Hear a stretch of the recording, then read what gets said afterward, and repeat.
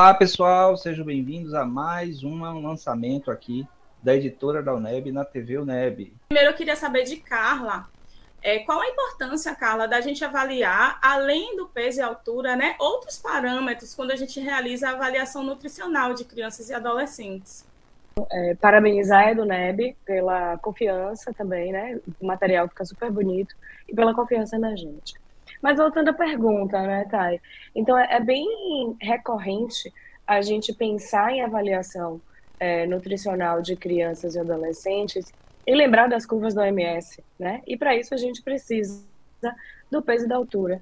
E muitas vezes a gente se satisfaz com a ideia de que o peso e a altura seriam suficientes ali para a gente ter uma boa estratégia, uma boa conduta nutricional. Mas quem faz e faz de coração está disposto a colocar ali um pedacinho de tudo que aprendeu. Então, a dificuldade da atualização foi a gente se conter, né? Thay falou para a gente, olha, é número limitado de páginas. A gente foi se dividindo para conseguir colocar ali um pouquinho de cada coisa que cada uma de nós aprendeu nesses 6 anos. Então, eu atualizei com Carlinha, né, esse capítulo de avaliação nutricional. Então, lá tem desde a atualização de referências importantes que surgiram nesse período, e aí eu posso citar o Manual de Avaliação Nutricional, por exemplo, da SBP, que foi lançado em 2021, foi bem importante, até coisas bem grandes, como, por exemplo, as recomendações para avaliação nutricional do prematuro, que também aconteceu e foi algo depois do lançamento do livro, foi uma mudança de paradigma, uma confusão que está até hoje, até coisas um pouquinho menores, como requintes da avaliação nutricional, da anamnese nutricional, como o Carlinha mencionou, que é tão importante, coisas que eu fui pensando assim, meu Deus, como é que não tinha isso aqui, deixa eu colocar, coisas que passaram a fazer mais sentido para mim nesses últimos 6 anos. Eu vou até inverter um pouquinho da pergunta que Thaís fez, porque eu queria começar falando, né, um pouco do que eu defendi na minha tese, como é que isso se conecta com o aleitamento, e depois eu falo das atualizações especificamente.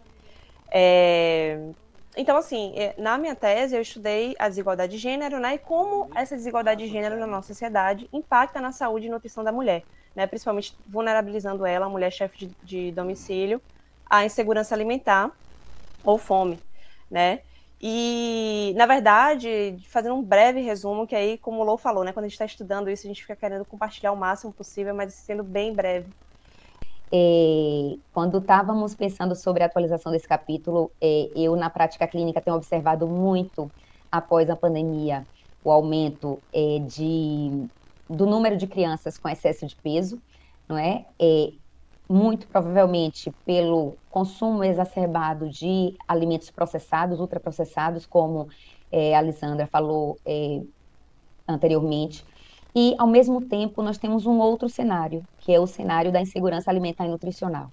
Então, hoje, esses 2 cenários convivem, não é? Nós sabemos que tem crianças com um maior grau de seletividade alimentar, que não conhecem os alimentos in natura, que têm o paladar extremamente viciado em alimentos industrializados, e, ao mesmo tempo, temos aquele grupo de crianças e adolescentes que não têm o que comer, né? Eu vou falar um pouco ali a gente vai observar a construção do processo de aleitamento materno, como o Liz falou, as necessidades individuais, né, as necessidades coletivas, das necessidades aí nutricionais. E para fechar, a gente tem esse capítulo que, na verdade, é como se fosse o nosso desfecho, né, concretizando a nossa prescrição,